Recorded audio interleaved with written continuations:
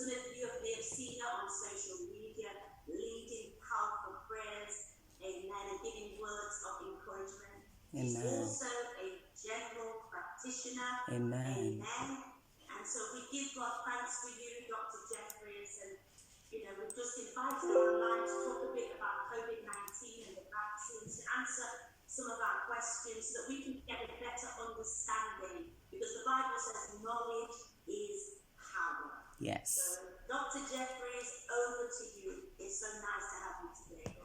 Thank you so much. Thank you, Pastor Karen. Thank you for having me today. And thank you, Life Center Nottingham. I can see a few familiar faces. I'm thrilled to be here to be talking to you about COVID vaccines. All the questions you've sent in, I've received them, and I will be answering them today. Now, I'm not sure how possible this is. Am I able to share my screen? I've got a presentation which I think would help people.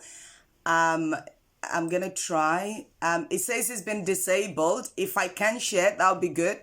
But if I cannot, then I'll just crack on. So do let me know if, okay, so I'm able to share. Fantastic. Yes, it is this. Share this. Okay, so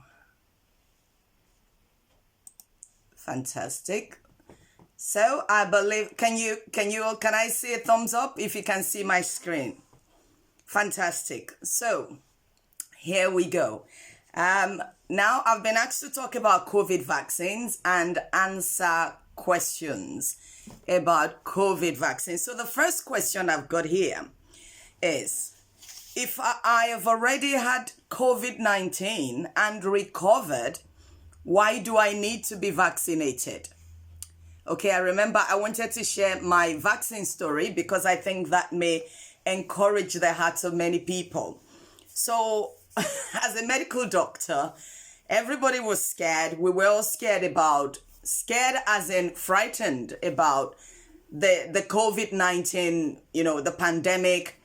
And I didn't really bother much to talk to God about the options available until when I was notified that the vaccines are now being rolled out and that we could have access to it.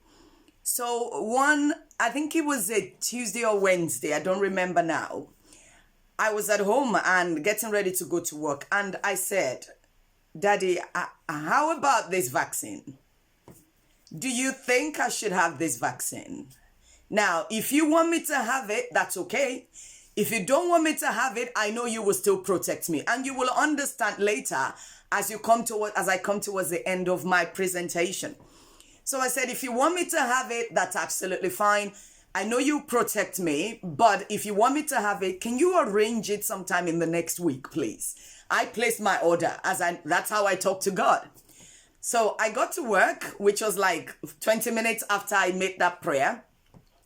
And I was walking past my nurse's office and I said, hey, have we got the vaccines at all? And she said, oh, Dr. Jeffries, have I not booked you? We've got a delivery. Would you like me to book you in for the next 48 hours? And I said, oh, that'll be great.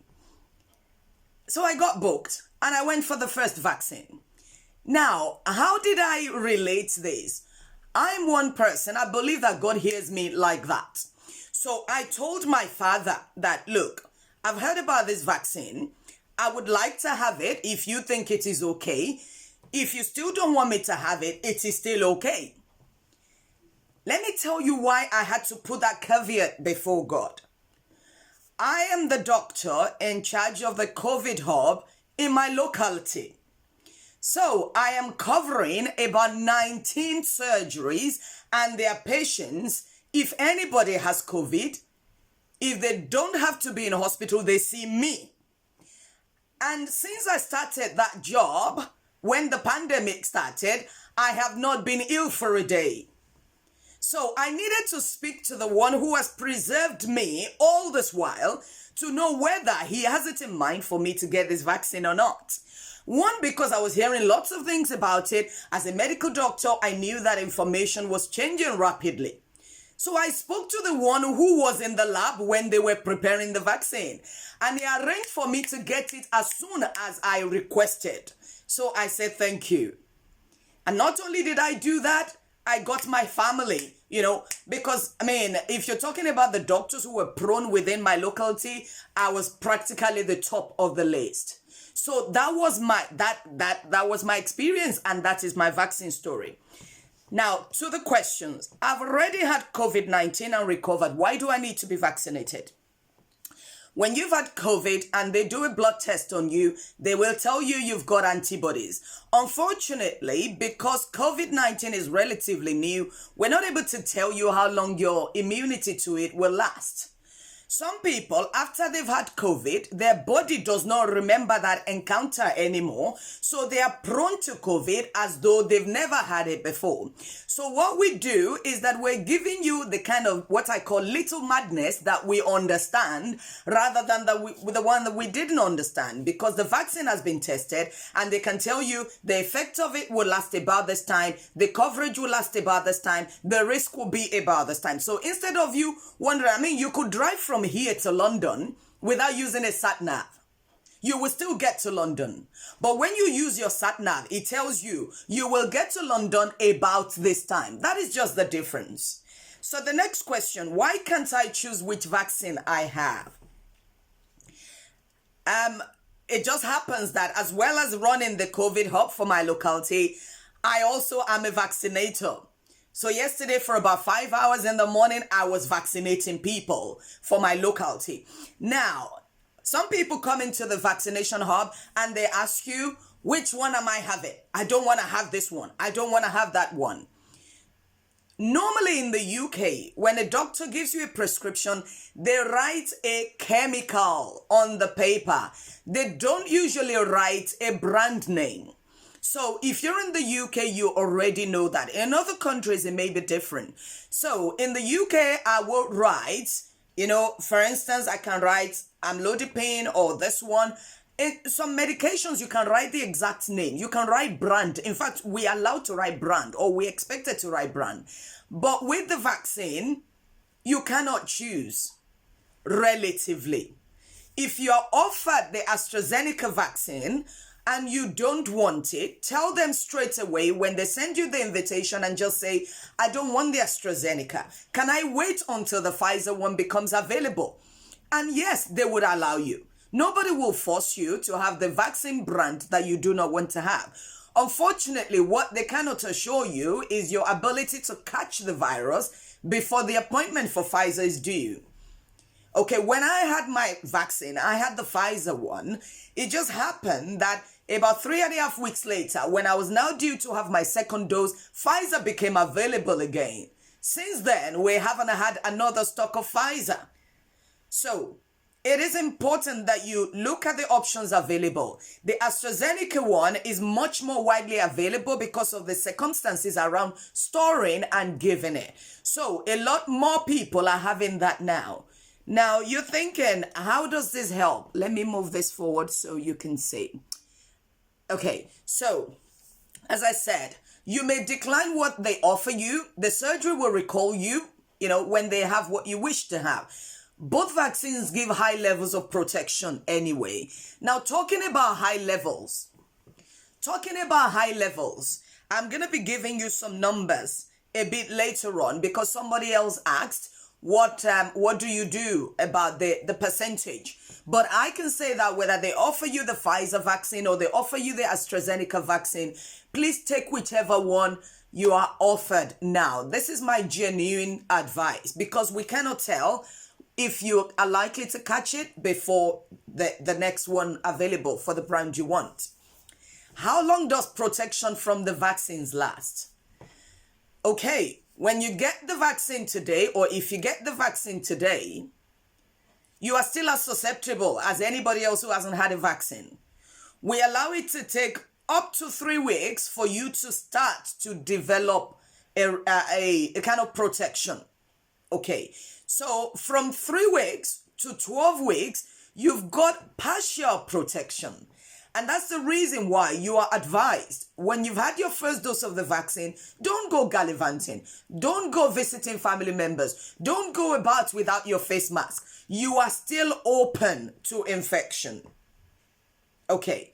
Now, between the first dose and the second dose, you need to stick to the intervals advised. Because, of course, as we know, the immunity kind of goes like that. Okay? Second dose will offer almost full protection if you take the 2 doses within the intervals they've advised. The intervals I will state when I'm talking about the vaccines individually. Now, the duration of full protection after you have the second dose is not known, but all that the people who have investigated this, all they've told us is that it is for a long time. Now, they're still trying to decide whether we will all need to have, COVID vaccines annually or, every 10 years, as typhoid, as yellow fever, and all. We don't know yet, but we will get there. There's still a lot of discovery. How long should I wait after COVID infection before I get a vaccine? The answer is simple. 4 weeks. 28 days from the date you're diagnosed or from the date you have symptoms. When people are confused about the date, because you see at times, you met somebody, it takes about 4 to 6 days for you to develop symptoms. So you don't even know when you become unwell. Some people don't even know they have COVID until maybe they have like COVID pneumonia. So it is not very clear. But I say to people, try and remember the first day you started to have the symptoms or the first day you got tested and you were positive. Count 4 weeks after that, then you can have your vaccine. As a vaccinator, I ask every person I have vaccinated a set of questions, about 7 questions. The first one is, if you've had a temperature, you've been unwell in the past 7 days, if you've had any other vaccines in the past 7 days, if you've ever had a serious reaction to a vaccine before, if you hold an EpiPen for allergy, and if you've had COVID before, and I stop. And most people will tell you, no, I haven't, or I had it September last year. So you have to count the number of days. It is important. Other things that may influence whether you get given the COVID vaccine when you turn up at the vaccination center, if, for instance, you're on blood thinning medications and your numbers are not within range, we cannot give it to you. If you've suffered a severe reaction, which we call anaphylaxis, we cannot give it to you. If you're pregnant, then we question you a bit more. Okay, so these are the things that we question you when you attend the vaccination center. Next question, I am worried about side effects. Is there anything I can do to manage that? There are very common side effects. Every person I have given vaccine, I tell them, I mean, it's on autoplay in my head. I tell them, I'm going to give you a sharp scratch. First, I introduce myself and I tell them, this is the vaccine I'm giving you today. Do you know anything about it? Most people already know enough about it. And you tell them, I have the option of giving it in your upper arms. Is there any side you would prefer? And usually most people go for the left because most people are right-handed. If you cannot give it to the upper arms, you go to the front of the thigh. Once they've given you the choice of where you can give it, then you tell them you're going to feel this as a sharp scratch, which in the next 2-3 seconds, you may not really feel much again, but in the next 12 hours, your arm will start to ache and it will start to be sore. You may feel a slight headache, you may feel a body ache, you may feel a slight fever as though you are developing flu. These are not serious. Most people do not have any of these symptoms. And if you do have these symptoms, a few tablets of paracetamol over the next 2 to 3 days should sort things out. Now, for somebody who is planning to go get their vaccine this week, I'll say to you, have your tablets of paracetamol ready. Once you get your vaccine, start to take the paracetamol. That is if it is safe for you to have paracetamol. So, prepare your mind to take paracetamol for about 2 to 3 days after the vaccine, by which time your symptoms will subside. Okay? So, to the next question. What vitamins can boost my immunity? Most adults who are well and have no significant health problem, you don't really need anything to boost your immunity. If you're normally healthy, you are okay. Your body fights. Your body has soldiers that God has put inside it to guard the gate and make sure that infections do not go in. But if you're looking towards something that will help your body to heal and to recover quickly, vitamin C and zinc would help. But please do not take these things in excessive doses. Try and look for things that are natural, that you already have in your diet, which are rich in these things, and they will help you. Meanwhile, vitamin D helps with vitality and also for bone health. Now, you may have heard during the pandemic when people were scrambling here and there that everybody was mentioning vitamin D. It was because it was discovered that people from the minority group, most especially people who are African and Asians, and those of us who naturally have low vitamin D levels anyway, we had more and more of those people becoming more seriously unwell with COVID. And I did take some supplements of vitamin D because, one, we didn't really have a fantastic summer. We didn't go out. And if you don't go out, you don't get a lot of sunshine, you don't make enough vitamin D. So all of these things are related. But it doesn't mean that you should start taking it in big doses. No, just do what you would normally do that would keep you healthy. How do the vaccines work?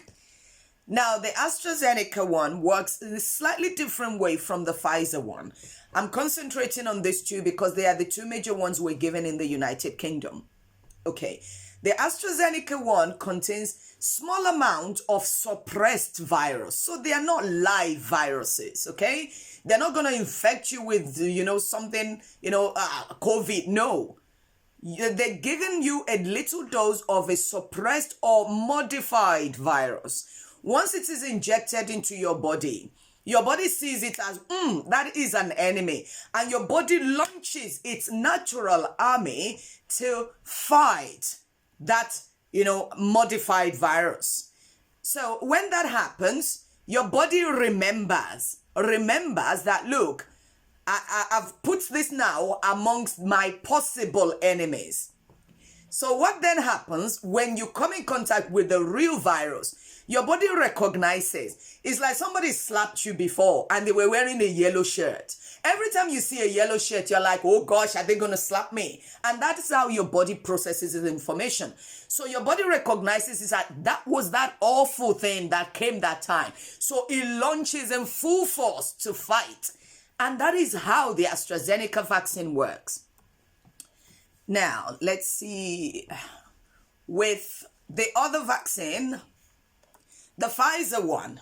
The Pfizer one is slightly tricky. Now, the COVID virus has got proteins on it. And it is that protein that it uses to enter into your cell to go and do the damage. So what the Pfizer people did is that they made small packages of protein and wrapped it up in fat, body-friendly fat. Okay? And those proteins, they make it in a way that is similar to the protein on COVID virus. So they now inject these proteins into your body. Your body sees it and is like, oh, this looks like COVID. Pam, pam, pam, attacks it. So your body then stores it in its memory that when they see anything that looks like that protein, they need to attack it. So when your body is exposed to COVID, it remembers the process with that protein and it fights it. So your body, whether you get the AstraZeneca or you get the Pfizer vaccine, it's all got to do with how prepared your body is to fight infections.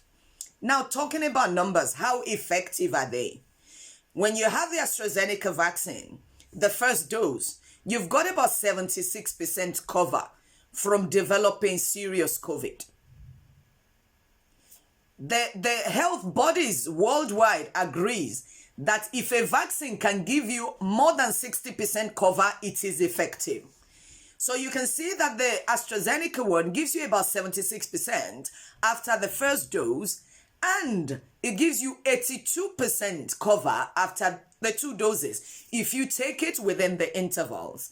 For the AstraZeneca, you must take the second dose, or you can take the second dose from between 4 to 12 weeks after you've had the first dose.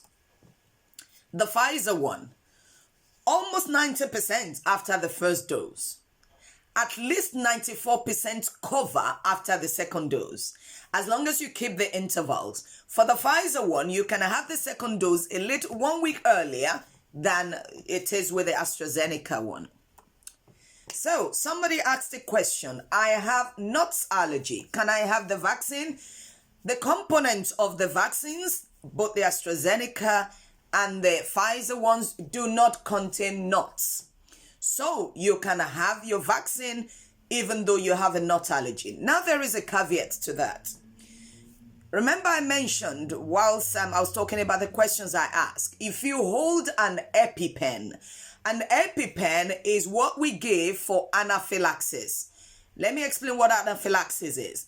It is an overwhelming, life-threatening reaction that your body experiences when you are exposed to something that it doesn't like. An anaphylaxis can kill you. A gentle reaction or allergy does not usually kill. Okay, when you have an anaphylaxis, when you're exposed to the substance, your tongue swells up, your face swells up, your throat closes in, your body swells up, eyes, everything. And your life is threatened except somebody does something quickly. Now, if you hold an EpiPen, I will not give you your COVID vaccine in a general place where I give other people. Your GP, most especially depending on the history of your anaphylaxis, your GP could refer you to a specialist unit or a hospital where they have the facility to resuscitate you, which is to bring you back to life if something was to happen. So we need to ask you that question when you go in. If the last time you had a reaction, you were just itchy, that is not an anaphylaxis. So you can go ahead and have your vaccine. But you do need to tell the people. Now, every vaccine point in the UK, they've got everything. For instance, they've got adrenaline, which we use to give to people when they have a serious reaction, which will be working until the ambulance comes. So we have things in place, no matter how unwell you are. And for most of the centers, there is a doctor on site and at least 2 nurses who know what they are doing about helping you in case you develop a reaction. Now, the content of the vaccines are available. Let me see. The content of the vaccines are available. Just type onto Google, what does Pfizer vaccine, COVID vaccine contain? What does, this one contain? But they're simple things, okay? If you're allergic to any of the content, or if when you had the first dose you were allergic, they will tell you, no, you cannot have the second one, or you must have it in a controlled environment, which is like a hospital. Will this vaccine alter my DNA? The answer is no. It does not go anywhere near your DNA. And don't let anybody give you that impression. If you've ever taken paracetamol and it did not alter your DNA, COVID vaccine will not alter your DNA. How safe is the vaccine? The vaccines have been tested extensively across many different age groups. And the AstraZeneca one, they tested it from the age of 16 upwards, and the Pfizer one from the age of 18 upwards. So they've been tested across different age groups and different cultural backgrounds. As you can see, they tested USA and South Africa. You have a lot of black people in those areas, lots of dark-skinned people, a lot of people from different ethnic origins. And in the UK, both vaccines, the people who had the trial, who were involved in the trial, about 10% of the AstraZeneca people, vaccines, trial people were black people. And the same for the AstraZeneca. So about 10% roughly have been tested on people with our skin color who have a similar background. So, and there is this medical board in the UK, the team that certifies medication safety. They've checked this through and we trust them. The same way you trust them, if they give you amoxicillin, trust them because they verified this and they believe that it is okay. Now, there's been a lot in the social media recently about AstraZeneca vaccine causing blood clots. Okay.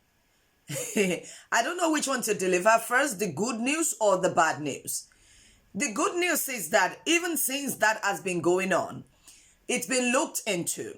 And at the moment, there isn't any concrete conclusion that this is true. In fact, people have made fun and said that their gas cooker is not working since they got the COVID vaccine. Their dog is barking a bit louder since they got COVID vaccine. All the things that are not related to COVID vaccine, are now being held, we're now being told that things have happened because of COVID vaccine. Yes, a group of people have been found to have blood clots. But the truth is that these people would likely have had blood clots anyway without the vaccine. But let me shock you. If you develop COVID, your possibility of having a blood clot goes by almost 90%, even if you don't have a family history of having a blood clot. So I put it on my list. Choose a milder enemy. Choose the enemy you can manage or the enemy that goes out of hand. So whether you have a COVID vaccine or you don't, you may develop blood clot. But if I was to choose one, I would choose the one that, okay, I'm not likely to die from this problem and the blood clot can be treated. Rather than COVID infection, which can affect any part of your body, shut down your kidneys, shut down your lungs, and all you're thinking about is a blood clot. Some things are manageable, some things are not. So let us manage the enemy that we can manage. I think this is the last question. I'm thinking of having a baby. Will the vaccine be safe? Now, tests have been carried out on pregnant animals and they were deemed to be safe. But they haven't tested on pregnant human beings yet. I think that is the next step in the test they're going to be doing. The first thing was to get everybody vaccinated and get people safe. So they can now focus on little children and pregnant women. I say to a woman, if you've been trying to get pregnant, get vaccinated now. Okay, you may catch COVID before you fall pregnant. And unfortunately, we don't know if after the vaccine, if it will affect the development of your baby or make your pregnancy prone to miscarriage. But I say just go ahead anyway. Get yourself vaccinated. We're not giving you live vaccine, so it does not make you catch the illness or affect the baby. Okay. If the risk, for those who are working in healthcare or those who have existing conditions which may make them prone to COVID, we offer them the vaccine anyway. But you need to choose which one you want. So I say to people, consider it here. If you're a doctor, you're a nurse, you're a healthcare assistant, or you're a carer, and you're likely to catch COVID and die from it, and you're pregnant, decide what is best for you and your baby. Decide what is best. It's just like taking anti-sickness medication. The people who made those medications says that, look, we offer it to you if we think that the risk of excessive vomiting, okay, is worse than the risk of taking the tablet. So you have to consider your risks and choose which one you want to have. The Royal College of Gynecologists and Obstetricians have advised that the COVID vaccine does not affect fertility. Am I okay to wear masks? To stop wearing masks, that's supposed to be, after taking vaccines? No. Keep wearing your masks. Keep washing your hands. Keep your distancing. You may still catch COVID even after having the vaccine. We have just equipped you to make sure that you're not seriously unwell with the virus. So you may still catch it. I've seen people who have had the vaccine and they're still unwell with COVID. We just are helping you so that you do not develop a serious, episode of it. And also, the fact that we vaccinated you does not mean that you cannot carry it on your person. We know people who are called shredders. So they cannot be infected by it, but they're carrying it on their person. So if you carry it and you go home, then you can spread it to your family members whose immunity is not as strong or who have not had the vaccine. So you may end up killing your relatives just because you are being carefree because you've had a vaccine. So it is important that you keep obeying the rules. So this is the second to the last slide. I said, welcome to my hub. One day in between patients, I had a little bit of time and I took this photo. I decided to keep photos of me in my hub because it gives me memories of what the Lord has used me to do to people and for people at the lowest ebb in their lives. It's difficult for me to talk about this without being emotional. I told my husband this morning, daily in the hub, I see people who are seriously unwell. And when I assess them and they meet the criteria for hospital, the fear in their eyes, they're like, Dr. Jeffries, do I have to go into hospital? I said, yes. Your oxygen level is very low. You're not doing very well. You are far more unwell than you know. I said, if you go against my advice and you go home, you're likely to be back in the back of an ambulance with us struggling to keep you alive. So this is real. It is not a joke. This is how I look when I meet my patients on a daily basis. And I must tell you, the picture of me that you see on the screen is a picture of me behind a screen, if you know what that means. So I work in a center that has a screen. My system, my unit is pressurized. So I have an industrial fan recycling the air in the patient compartment of my unit. So the minute you come in, the fan comes on and it is sucking everything out of that unit. And then I have a thick, impenetrable glass separating you and I have small openings in between or in this glass through which I can reach out and touch you with gels everywhere for me to clean my hands in between my contacts with you. And the minute, and you see, I am dressed like this behind the glass. And the minute you walk out of my room is fumigated. So in between patients, I've got all of this and I've got fumigation, which kills anything that it comes across. So what we're dealing with is real. By God's grace, I've managed to hold people's hands through, the tough moments of their lives, and all I can do is just stare at them as I'm looking into this glass without being able to help them. You have a choice. Many have died. They would have done anything to receive the miracle that you have access to. This vaccine is a miracle. Why won't we accept it? Most especially those of us, Black and ethnic minority. Some dead people had money, but this vaccine was not available for them to purchase. Many will still die. Today, as I speak, many have died. You've been thrown a lifeline in a storm. Will you accept it? Make your choice and make it count. Go get the vaccine when they invite you. God has given you an opportunity to stay alive. Accept it. Many would do anything to offer this to their relatives who have now passed on. I have lost relatives to COVID. Would you allow your family to lose you to COVID? I think it's time for us to decide. Thank you very much.